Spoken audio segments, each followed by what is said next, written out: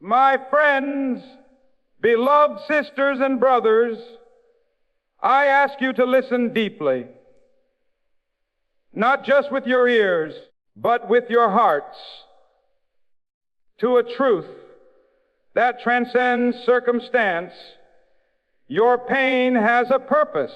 Pain is not punishment, nor is it proof of failure.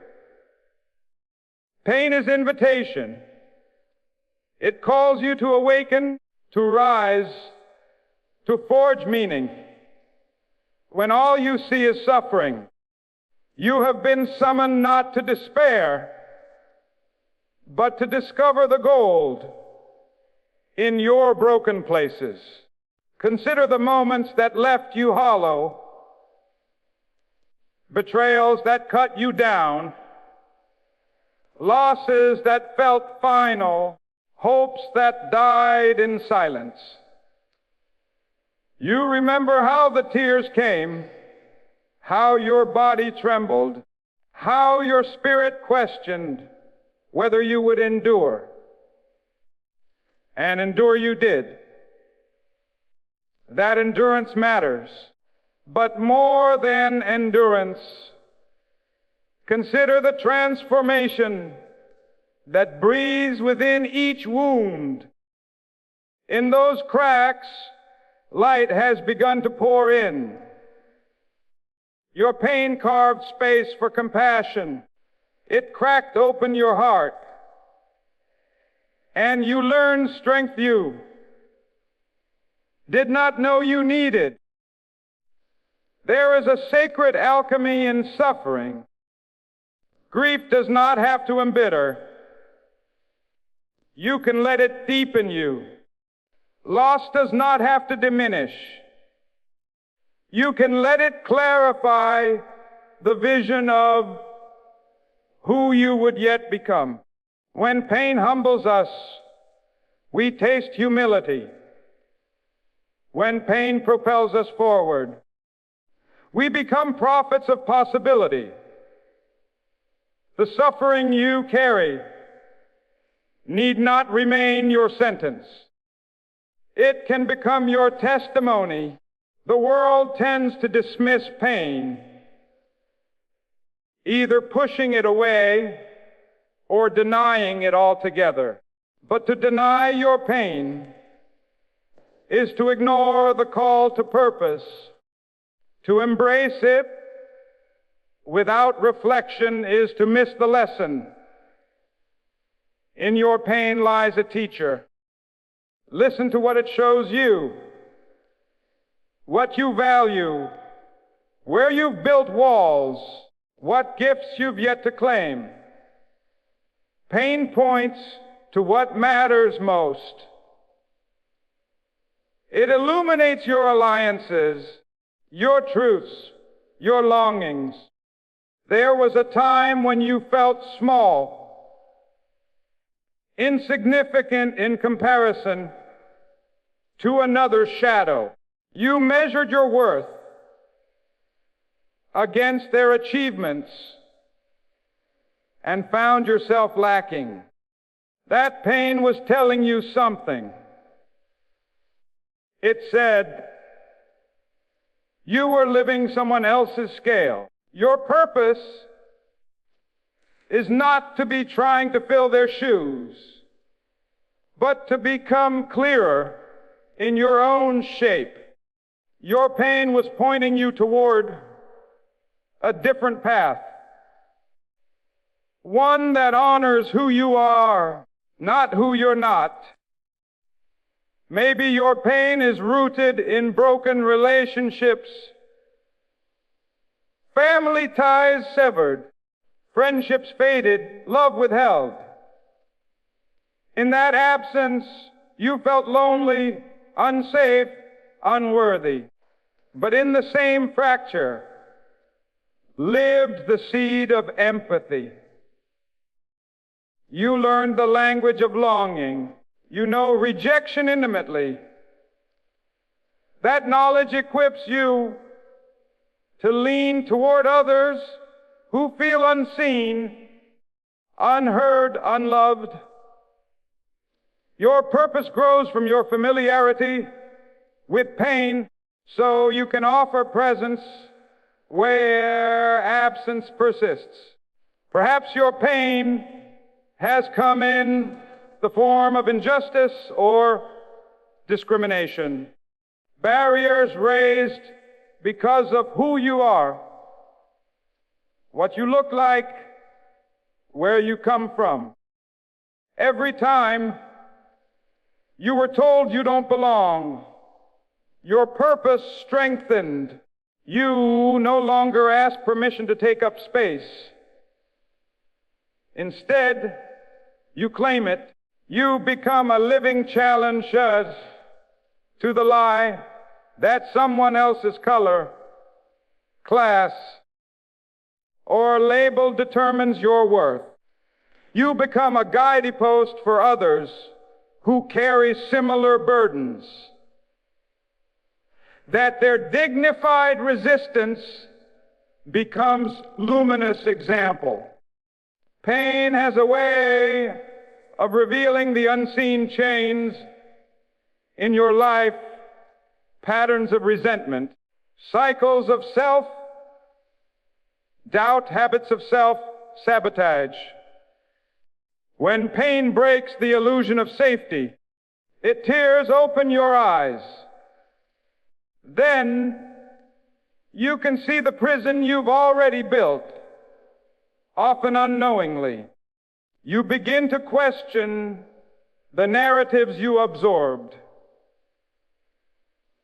Pain becomes the spark for introspection. It forces you to ask, who taught me this? Whose voice am I echoing? Whose fear am I carrying? In the asking, transformation begins. There are people among you whose pain comes from betrayal, trust broken by those you loved, promises shattered in your hands. You feel fractured, unstable. Yet in that fracture, trust learned can have greater depth. You learn discernment, resilience, the capacity to forgive without condoning. You learn that trust is sacred, and once broken, it demands honesty, communication, and time. You learn that rebuilding is harder, but richer than never breaking. Your purpose is to show that relationships can be repaired with integrity greater than before. Your pain can also stem from failure. Opportunities missed, dreams deferred, pursuits abandoned. That failure can whisper, "You're incapable." Or it can shout, "You are learning." Decide which voice you will allow. Let failure become your tutor. Each failure reveals what needs refining. Each setback reveals what matters most. Above all, failure humbles your assumptions, aligns your priorities, heightens your resolve. Your purpose becomes not perfection, but persistence. When your pain is physical, bodily suffering, chronic illness, loss of mobility, you are made aware of fragility. Yet there is dignity in vulnerability. You learn dependence, not as weakness, but as truth. You learn to appreciate small blessings, breath, warmth, human touch, a clear thought. You see the beauty in small acts of care. You become sensitive to others whose bodies bear burdens unseen.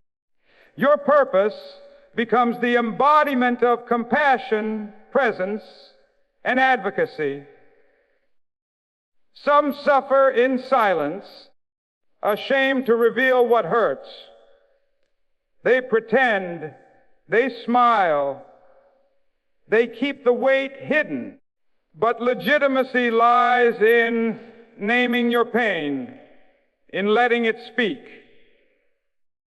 For when you defend its silence, you deny yourself healing. To name your pain is not weakness. It is reclamation. It is a statement that you will not be erased by what happened to you. Your purpose is in finding the courage to speak, the humility to receive help, the strength to stand acknowledged. Friends, pain also calls us into community. Pain isolates when we make it our secret. But when we share our stories, we discover we are not alone. Your pain can connect you to others. It can build bridges across generations and geography. In that shared vulnerability, you find solidarity. You begin to lift rather than hide. You begin to say, I survived, I changed, I live. And because of that, you create space for another to survive too. That is your purpose. Let me say this, purpose is not about solving every problem or erasing every ache. Purpose is about meaning. Your pain does not need to disappear. For your purpose to shine, it only needs to be interpreted well. It needs to be integrated into your narrative, made part of your becoming. You choose whether pain will define you or refine you. In the darkest moments, when sadness threatens to swallow hope, recall how far you have come.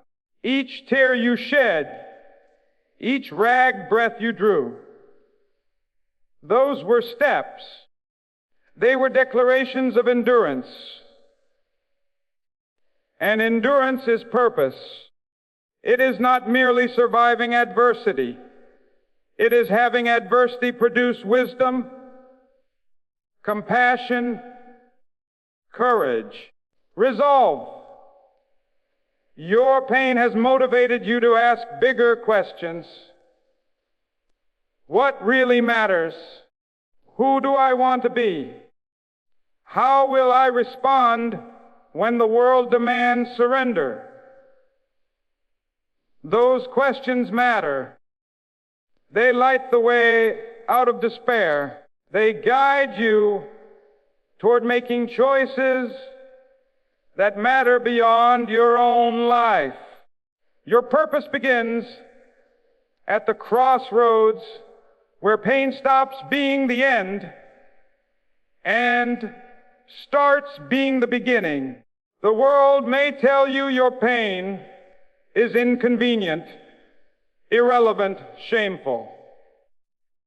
But remember, trauma speaks. Your pain has a vocabulary. It writes a map.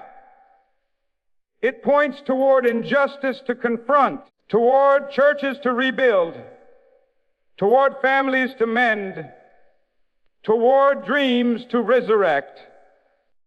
In your pain, God-given or human forged, there lies a trajectory toward healing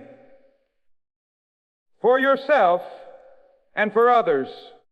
When you choose to let your pain serve transformation, you become a messenger, not of despair, but of hope.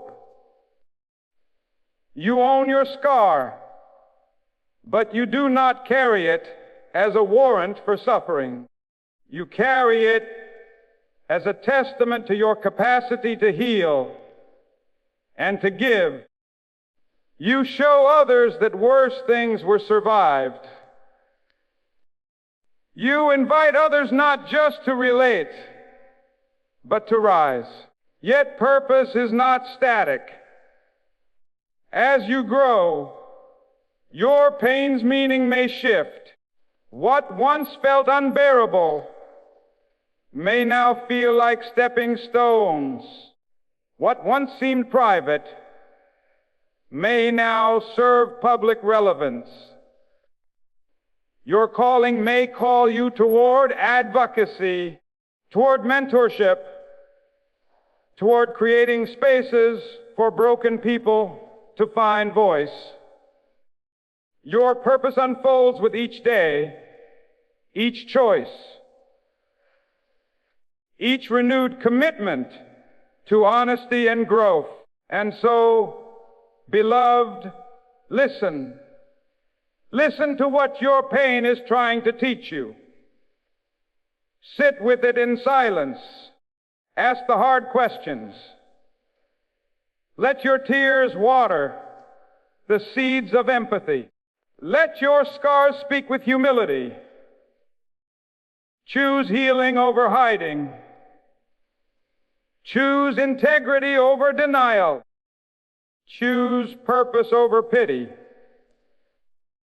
The pain you carry may never fully vanish, but purpose can grow so mighty that in it, pain no longer commands your life. Instead, it fuels your vision. It arms your resolve. It deepens your compassion. It sharpens your mission. You become living proof that redemption is real. You become the proof that God or goodness can take the worst and weave it into the strongest fiber of something exquisite. So carry your pain, not as burden, but as badge. Badge of what you've overcome, what you've rebuilt, and what you still intend to build. Carry it forward with humility, with service, with courage. In doing so, you show others the possibility of resurrection. You show them that pain need not destroy. They can transform. Friends, beloved community, your pain has a purpose. Live in that truth. Let it guide you, humble you, launch you. Let it become the force that births your service, your compassion, your leadership, your empathy. Let it turn you from survivor to source. Let it lead you into a life so anchored in meaning that what once broke you now becomes the bedrock of who you are, and the invitation to others to rise with you. Stand firm. Let these two words echo in your soul. Even when the world shifts beneath your feet, even when every familiar voice falls silent, even when you feel isolated, unrecognized, unseen, stand firm. To stand firm is not merely to endure. It is not the absence of fear. It is the act of conviction in the face of uncertainty. It is choosing truth over convenience, integrity over acceptance, vision over comfort. There are seasons in life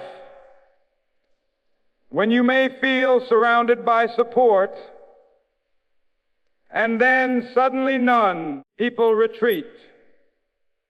Voices fall silent. It might be family, friends, colleagues who no longer align with your values.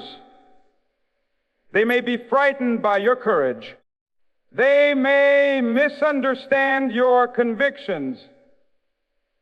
They may even oppose the way you choose to live. But your purpose does not depend on their approval. You carry a truth inside you that is not contingent on applause.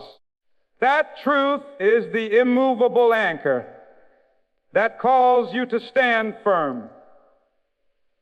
When you stand firm alone, you enter the arena of authenticity. You shed the need to measure yourself by others' approval. You recognize that many profound examples in history began with a single voice, a single act, a single person refusing to bow. The power of one remains infinite. It requires courage to be the one. Yet it is within your reach to stand resolute, even when no one stands beside you. Every time you act with integrity, when corruption whispers seduction, you stand firm. Every time you speak truth, when deception offers comfort, you stand firm. Every time you live with generosity, when selfishness beckons, you stand firm. Each moment of resolve holds power. When no one else resists, your resistance becomes a testament. When no one else sacrifices, your sacrifice becomes a signpost. Loneliness may press in. Doubts may rise. Is this worth it if I stand alone? The answer lies in the soil of your convictions.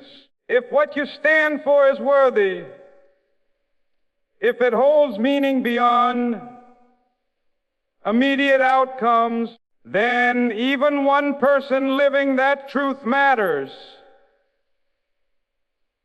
Because one person can shift culture, one person can change a life, one person can break cycles. Standing firm lays the groundwork for others to follow.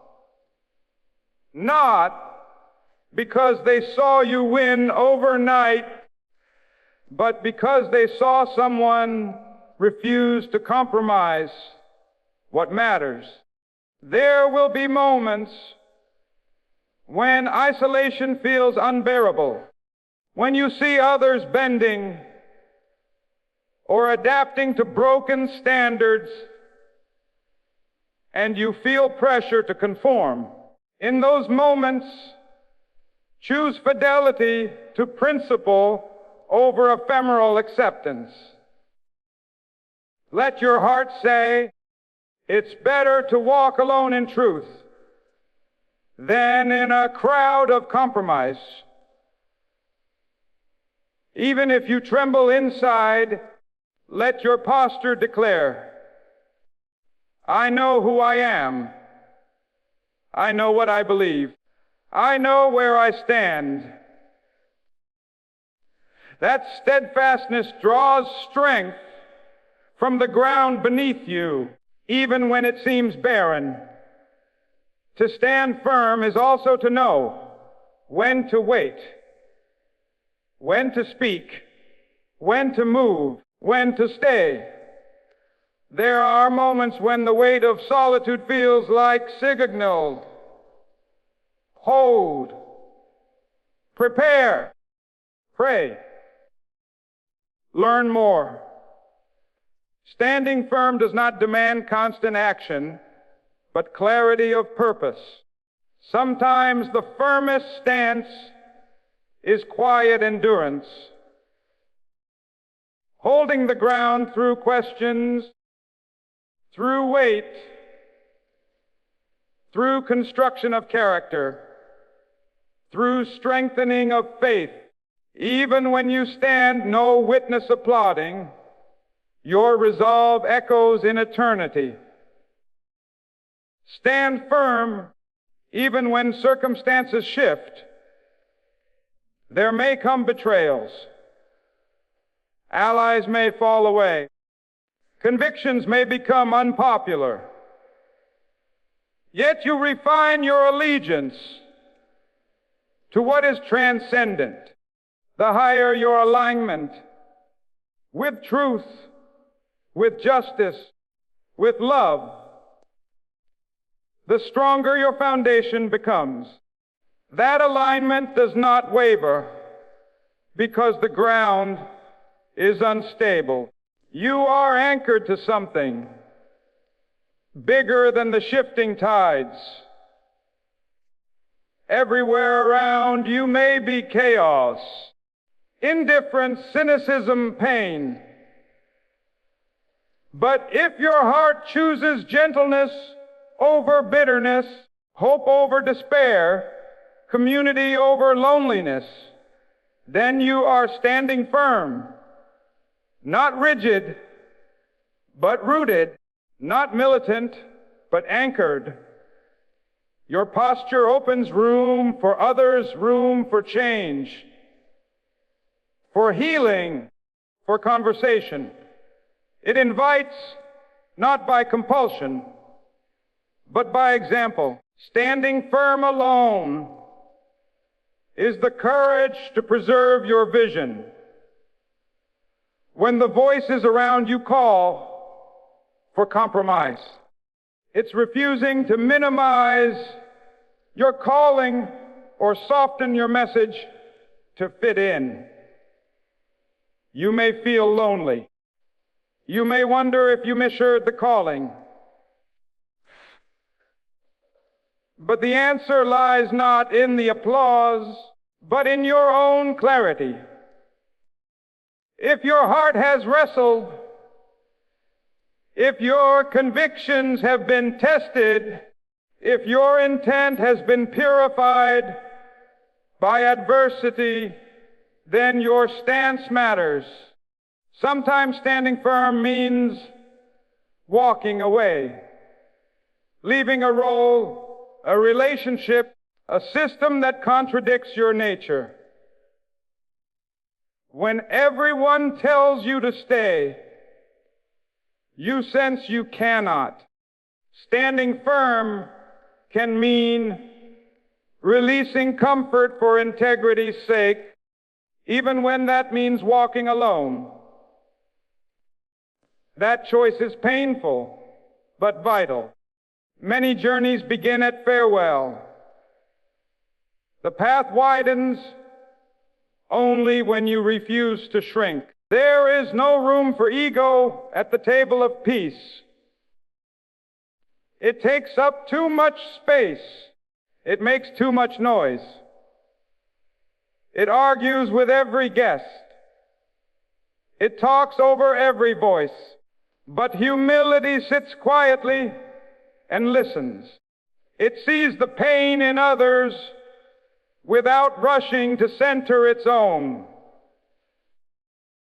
It makes room for different voices, different paths, different stories. Humility does not mean weakness. It means strength that knows its source.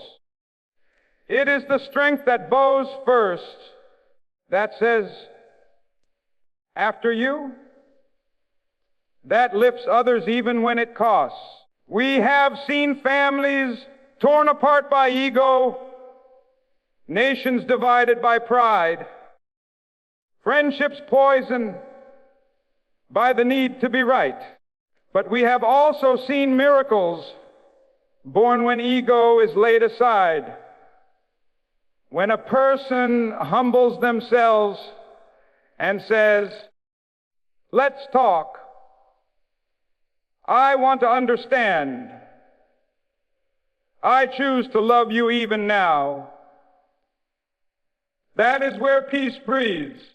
The ego holds grudges and keeps score.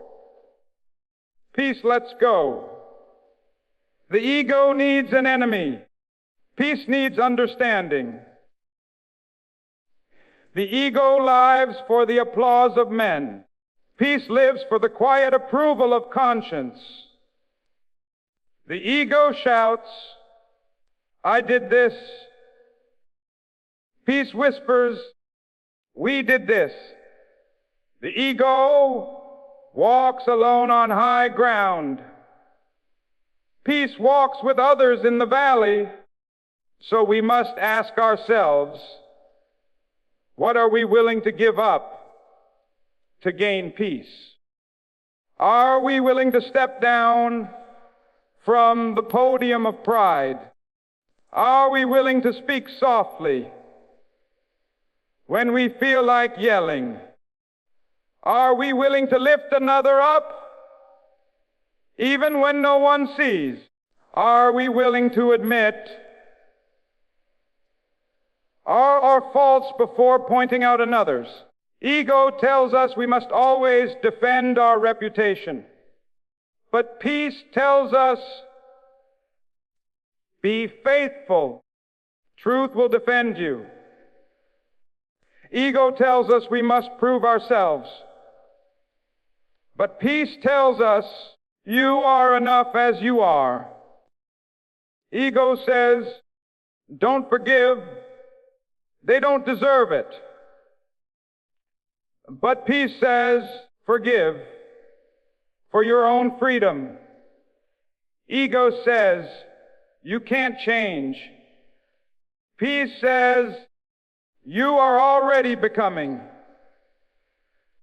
It is not in the spotlight where peace is found, but in the shadows where one bends low to serve. It is found in the quiet prayer of one who seeks not revenge, but renewal. It is found in the outstretched hand, in the unreturned call, in the apology spoken without demand for one in return. Ego demands fairness. Peace desires healing, and healing rarely comes in perfect conditions. It comes when someone chooses the higher road, even if they must walk it alone. The battle between ego and peace is not fought in public. It is waged in the soul, in the silent decisions, in the moments when no one sees what you chose to let go of, in the tension where you could curse, but you bless, where you could boast, but you listen, where you could retaliate, but you yield.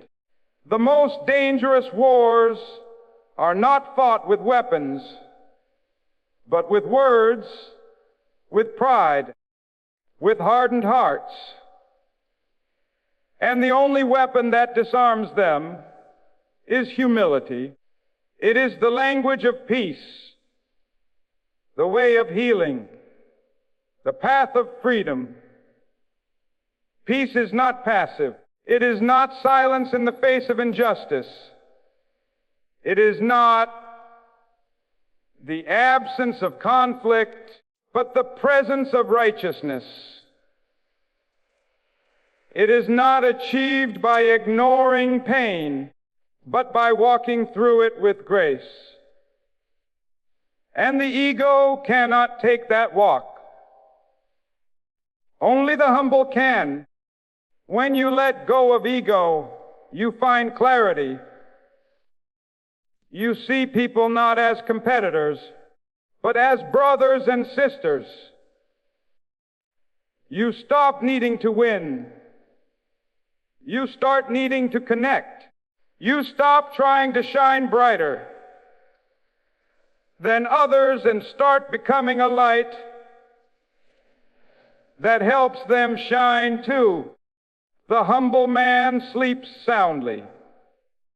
The ego-driven man tosses through the night, wondering who saw him, who praised him, who misunderstood him. But the man of peace rests in the knowledge that he has lived true. He may not be admired by all, but he is at peace with himself. Let us raise a generation that finds strength not in pride, but in peace. Let us build families that teach children not to dominate, but to uplift. Let us speak in homes, in schools, in communities, the truth that peace begins when we stop needing to be bigger than each other. Peace comes to the one who can say, I don't need to be first. I don't need to be the loudest. I don't need to be above. Peace comes to the one who can lay down their armor and say, you are safe with me. Peace comes when the conversation turns from self to service. What do I get? To? What can I give? There is no peace in the pursuit of superiority. There is only exhaustion. But there is peace in the pursuit of love, of grace, of truth. And when we let the ego fall away, even for a moment, we hear a quieter voice deep within that says, this is who you really are.